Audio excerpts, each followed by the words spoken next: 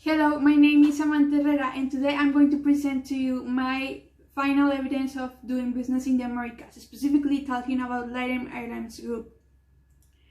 Now, as the world has globalized, the demand for traveling around the world has increased exponentially, whether it's for business or pleasure, making locally located businesses start to feel small, forcing many airlines to disappear or adapt to new market demands.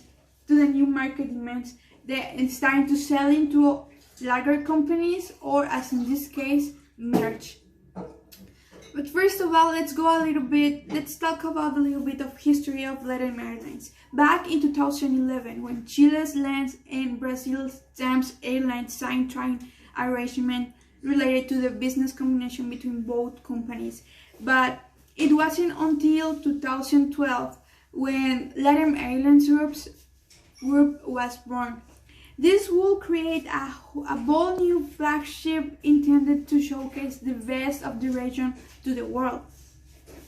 And it was a massive change. LATAM Airlines redesigned and implemented a new customer journey from pre to post flight experience, new liveries, new in-flight entertainment, frequent flyer program, travel agencies, up to a new sonic branding. Now, LATAM Airlines, it's focused on providing flight operation services. It says passenger flight operation services with destinations in South America, Central America, North America, the Caribbean, Europe, Asia, Africa, the Middle East, and Oceania.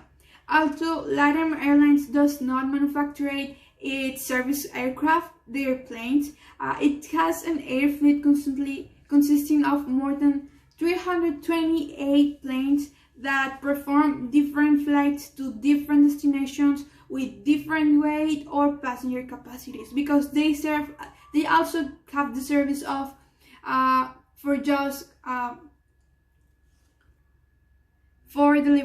just delivery shipments. Now, the local economies. Through a regional presence, the company offers unrivaled connectivity in South America. No other airline group in the region offers more flights to more destinations than LATAM Airlines Group. It competes on a daily basis on the global stage with an extensive network of destinations and hubs located in strategic points through the whole South America in the region that enable it to improve the connection of the South America with the rest of the world and the rest of the world with South America.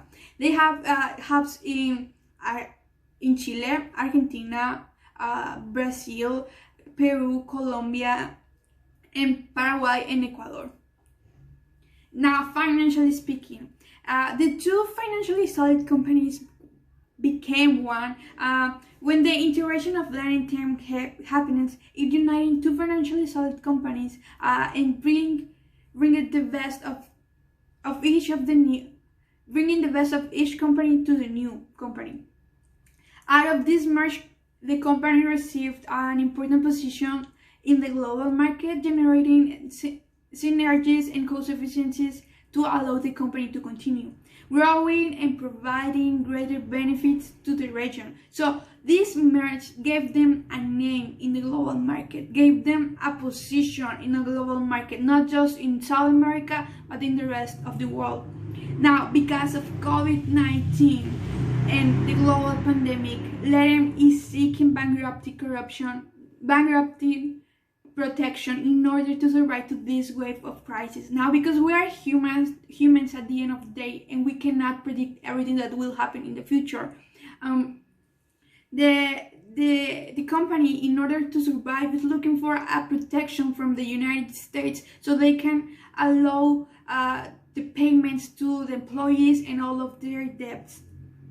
Now, in the other hand, LATAM Airlines Group has been involved in monetary scandals for bribery charges in Argentina back in 2016 and other cases, which is why in 2016 the company decided to give a new warning to to the brand and to settle the charges, which the U.S. Department of Justice said that they were violating the Foreign Corrupt Practices Act. So they decide to pay. And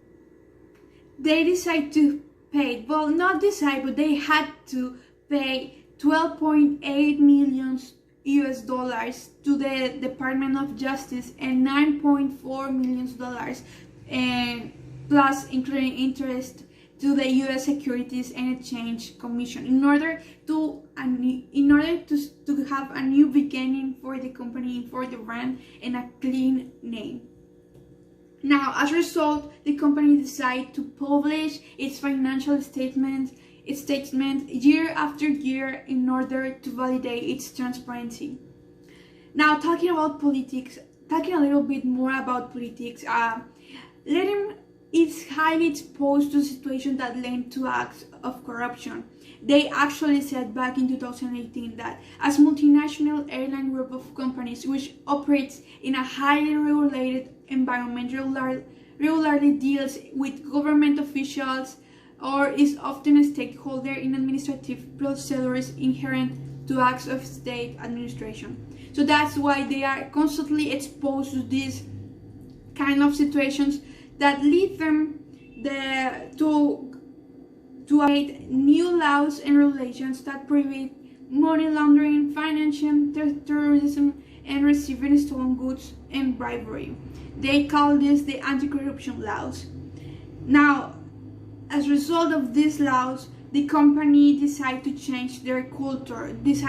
As we said before, they were looking for a new beginning, so they decided to change their culture, and they start working under these specific laws that say all employees may work under the policy anti-corruption. Also, the conduct of internal and external activities under laws and protocols. So there is no longer anything formal. Everything must be done by a protocol and by a law. So this way they will be regulated. Also, they establish high standards in order to succeed.